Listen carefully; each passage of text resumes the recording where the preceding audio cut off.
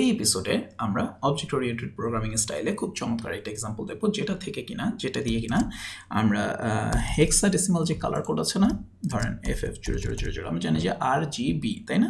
প্রথম দুটো হচ্ছে আর, পরের দুটো হচ্ছে জি অর্থাৎ গ্রিন, পরের দুটো হচ্ছে কি বি ব্লু। তো এখান থেকে আমরা নিউমেরিক ভ্যালুগুলো বের করবো। যেমন এটার মান হচ্ছে রেড হচ্ছে 255, গ্রিন হচ্ছে 0, রেড হচ্ছে 0। এখানে যদি অন্য কোনোটা থাকতো তাহলে ওটার মান ওই অনুযায়ী চেঞ্জ হতো। সো হেক্সাডেসিমাল থেকে কিভাবে আমরা ডেসিমাল ভ্যালুগুলো বের করতে পারি, কালারের প্রতিটা কালারের ভ্যালুগুলো বের করতে পারি, এই এক্সাম্পলটা দেখবো। ওকে, সো আমরা এখান থেকে দেখব যে RGB ক্লাস দিলাম, RGB ফাইন। এখানে একটা প্রাইভেট প্রপার্টি থাকবে যে প্রাইভেট কালার। ওকে, এবার আমরা একটা ফাংশন লিখি, ফাংশন ধরেন কনস্ট্রাক্ট। আমরা ইচ্ছা করলে এখানে কালার কোড দিয়ে দিতে পারি হেক্স বা হেক্স কালার না বলে সরাসরি একটু রিডেবলভাবে দিই যে কালার কোড ইকুয়াল টু এটা। যদি দেয়া হয় তাহলে আমরা কি করব, this colour equal to colour code. এখানে আমাদের আরও কিছু কাজ করব আমরা, হ্যাঁ। এরপর অথবা আমরা একটা পাবলিক গেটার আর সেটার ইউজ করতে পারি। গেটার আর সেটার কী করে? গেটার আর সেটার হচ্ছে যে কোনো একটা মেথডকে সেট করে, যে কোনো একটা মেথডের ভ্যালু গেট করে। এটা হচ্ছে মেথড দিয়ে করা হয়, কারণ হচ্ছে এটা একটা convention. It makes the whole object look smart, ঠিক আছে, লুক বেটার অ্যাকচুয়ালি। এবং মজার ব্যাপার হচ্ছে আপনি গেট সেট করার সময় ইচ্ছে করলে এক্সট্রা কোনো কাজও করতে পারবেন। সো আমরা ফাংশন গেট কালার এটা আমরা দিতে পারি। তাহলে আমরা কি করব, রিটার্ন দিস কালার। আর ফাংশন সেট কালার কোড, এখানে আমরা একই কাজটা করব যদি আমরা এক্সটার্নালি সেট করতে চাই। ওকে, আচ্ছা, এখন আমরা কি করব, এখন আমরা মনে করেন ইন্টারনাল একটা ফাংশন লিখলাম যে পার্স কালার, যেটা আমাদের বাইরে থেকে অ্যাক্সেস করার দরকার নেই। এটা কি করবে, ফাংশন এটা ধরেন এই যে আমাদের প্রাইভেট যে কালারটা আছে, এই কালারটাকে নিয়ে সে চেক করবে যে এটার কোনো কালার কোড আছে কিনা। আচ্ছা, এখানে আমরা একটু এখানে আরেকটু ছোটো কাজ করে দিতে পারি, ltrim। ধরেন অনেক সময় কালার কোড দেওয়ার সময় সবাই এই যে হ্যাশটা আগে দিয়ে রাখে, হ্যাঁ, আমরা ওই হ্যাশটা ফেলে দেবো। সো ltrim হ্যাশ, মানে লেফট থেকে আমরা ট্রিম করলাম। ওকে, এই একই কাজটা আমরা এখানেও করে ফেলি, তাহলে আমরা পরবর্তীতে হিসাব রাখা লাগবে না। এখন এটা কি করবে, এই পার্স কালার, এখানে মনে করেন আমাদের আরও প্রাইভেট তিনটা ভ্যারিয়েবল থাকবে, প্রাইভেট রেড, তারপর হচ্ছে গ্রিন, আর এটা হচ্ছে ব্লু। ওকে, সো এখন আমরা এই হেক্স ভ্যালুটা থেকে আমরা অ্যাকচুয়ালি রেড গ্রিন ব্লু এর মানে পার্সেন্টে বের করবো। সো বেসিক্যালি এই দুইটা অক্ষর নিয়ে ওটাকে আমরা হেক্স থেকে কি ডেসিমালে কনভার্ট করলেই হয়ে গেল, তাই না? সো আমরা যেটা করব সেটা হচ্ছে আমরা scanf নামে একটা ফাংশন ইউজ করবো, যেটা কিনা যে কোনো স্ট্রিং থেকে একটা আমরা যেভাবে ফরম্যাট দেবো সেই ফরম্যাট অনুযায়ী স্ট্রিং পার্স করে ফেলতে পারে, ঠিক আছে, ফরম্যাট অনুযায়ী ছোট ছোট টুকরো পার্স করে বের করে আনতে পারে। সো আমরা কালার্স ইকুয়াল টু, এখানে আমরা বলতে পারি ধরেন এভাবেও বলতে পারি, অথবা মনে করেন লিস্ট। আচ্ছা, আগে কালার্সই বের করি, আপনাদেরকে দেখাই জিনিসটা। কালার্স ইকুয়াল টু scanf, এখানে হচ্ছে প্রথমে হচ্ছে কালারটা দিস কালার, আর এরপর হচ্ছে আমাদের ফরম্যাট। আমাদের যেহেতু হেক্স ভ্যালু নাই, সো %0 to x, মানে 2 ঘর, এবং সেটা হেক্সাডেসিমাল, আবার 0 to x, আবার 0 to x, তাহলে রেড গ্রিন ব্লু আমরা তিনটা পেয়ে একবারে কনভার্ট করে ফেললাম, ঠিক আছে। এই হেক্সাডেসিমাল থেকে কনভার্ট হয়ে গেল। এবার আমি ধরেন ফর এক্সাম্পল জাস্ট দেখানোর জন্য আমি প্রিন্টার করি এখানে কালার। ওকে, এবার চলেন নতুন একটা অবজেক্ট তৈরি করি যে my colour equal to new RGB, মনে করেন FFEF27, জাস্ট র্যান্ডম একটা কালার। ওকে, ব্যাস। এবার আমরা কি করব, এটা কিন্তু প্রাইভেট ফাংশন, তাই না? সো এই ফাংশনটাকে আমরা করবো যখনই কালার সেট হবে তখনই আমরা এখান থেকে কল করব দিস পার্স কালার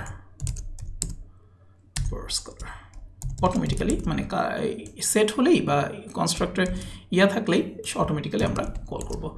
এখানে আমরা একটা ছোট্ট চেক করে নিতে পারি যে ইফ দিস কালার, যদি কিনা এটা এমটি স্ট্রিং না হয় তাহলে শুধুমাত্র আমরা পার্স করব, ঠিক আছে? ব্যাস, এবার চলেন আমরা রান করি। ওকে ফাইন, ঠিক আছে। আমরা কি কালার আরজিবি দিয়েছি না? দিস পার্স কালার, সো আচ্ছা এটা কালার্স হবে, রাইট? কি ব্যাপার, তাও কেন হলো না? হ্যালো,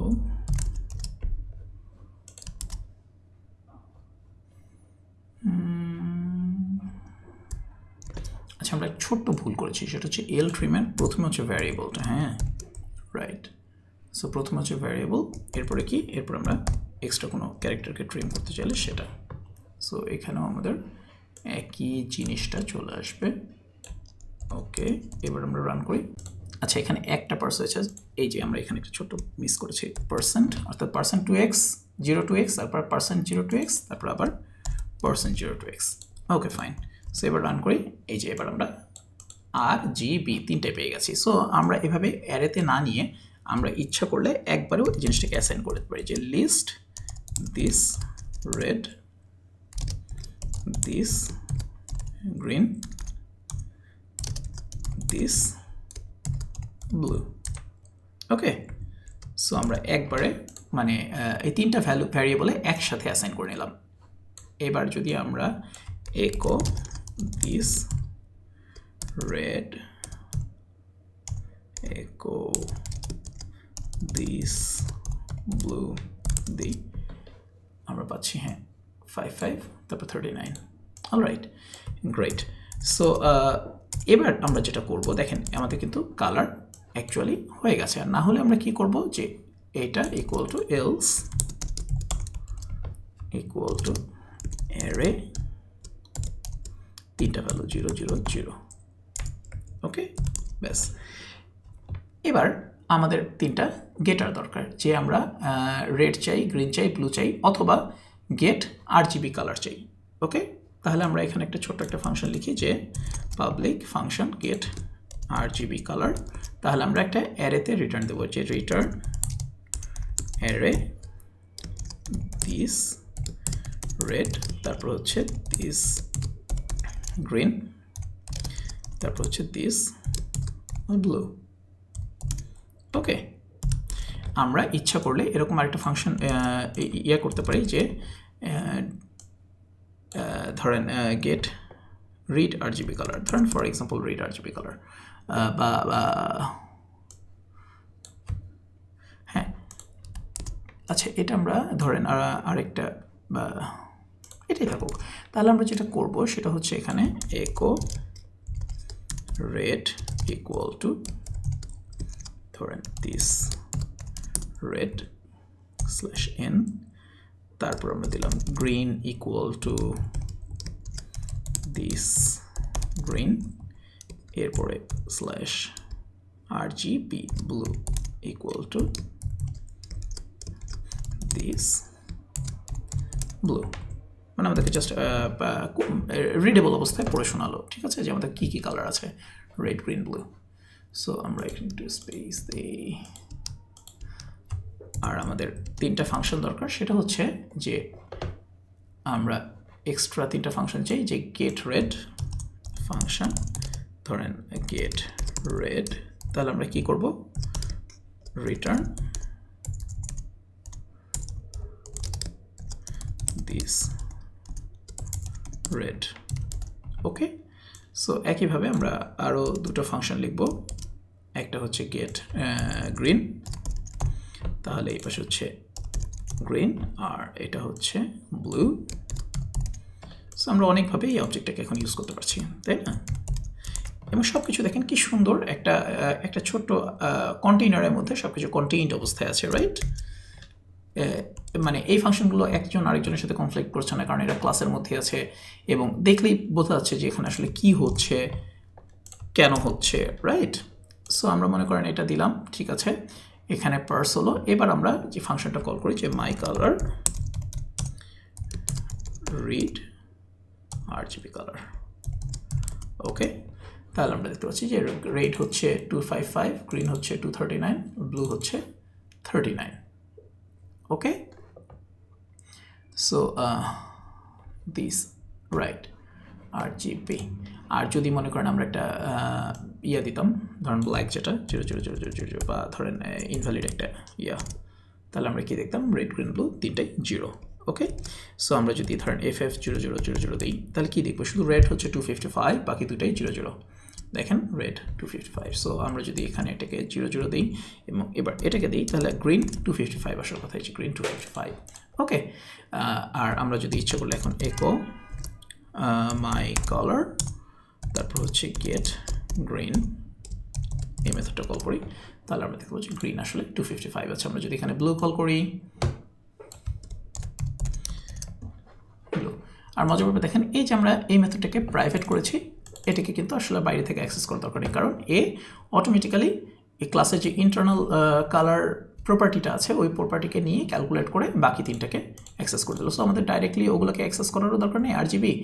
আবার আমরা যদি এখন ডাইরেক্টলি এটাকে অ্যাক্সেস করতে চাই যে echo my color, ধরেন গেট ব্লু না দিয়ে আমরা সরাসরি যদি এরকম করে অ্যাক্সেস করতে চাই তাহলে দেখেন এই যে ফ্যাটাল এরর, তার মানে আমরা পারবো না, উইচ ইজ অ্যাকচুয়ালি গুড, কারণ আমরা আমাদের এটা তো ক্যালকুলেটেড ভ্যালু, এটাকে তো আমরা ডাইরেক্টলি অ্যাক্সেস করার কোনো দরকার নেই। অ্যাক্সেস করতে গেলে কী হবে, এটা একটা রং রেজাল্ট দিতে পারে, রাইট? সো এই আর কি, আশা করি জিনিসটা আপনাদের কাছে ক্লিয়ার এবং জিনিসটা বুঝতে পেরেছেন। লিখবেন, লিখে প্র্যাকটিস করবেন জিনিসগুলো, হ্যাঁ। এখানে একটাই ট্রিকি পার্ট, সেটা হচ্ছে স্ক্যানএফ। এই যে আমরা যেখানে স্ক্যানএফ কোথায় ইউজ করলাম, এই যে এখানে স্ক্যানএফ, ঠিক আছে। কেন ইউজ করলাম, যে এই আসলে এই কালারটা থেকে প্রথম দুইটাকে নিল হেক্স ভ্যালুতে কনভার্ট করলো, প্রথম দুইটাকে নিল হেক্স ভ্যালুতে কনভার্ট করলো, প্রথম দুইটাকে নিয়ে হেক্স ভ্যালুতে কনভার্ট করে একটা অ্যারের ভিতরে তিনটা এলিমেন্ট রিটার্ন দিল। আর আমরা লিস্ট ইউজ করলাম, তার কারণ হচ্ছে এটা আমি যদিও দেখাই নেই এই ফাংশনটা আগে আমরা কখনো, এই লিস্ট দিয়ে হচ্ছে কি, যেহেতু একটা অ্যারে, সো তিনটা ভ্যারিয়েবলকে একসাথে ওই তিনটা এলিমেন্টে আমরা অ্যাসাইন করে দিলাম, এই আর কি। জাস্ট এক লাইনে কাজটা করা, অথবা আপনি সরাসরি একটা অ্যারে, আপনি এটা এইভাবে যদি না করে আপনি যদি মনে করেন এরকমভাবে করতেন যে ধরেন কালার্স ইকুয়াল টু এটা, তারপরে this red equal to colours 0, তারপরে this green equal to colours 1, তাহলে কিন্তু ঠিক মতোই জিনিসটা কাজ করতো, ওকে। একই জিনিস, জাস্ট এই পুরো তিনটা লাইন আলাদা আলাদাভাবে না লিখে আমরা এক লাইনে জিনিসগুলোকে লিখলাম, তাতে আমাদের কাজটা কমে গেল, এই আর কি।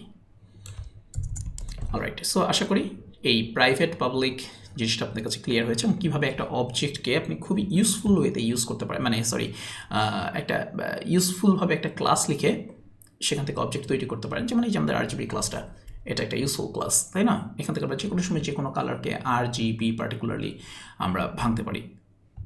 ধরেন আপনি যদি আলফা RGB চান তাহলে সেটাও আপনি এটার জন্য আলাদা একটা ক্লাস লিখে নিতে পারেন, মোট কথা।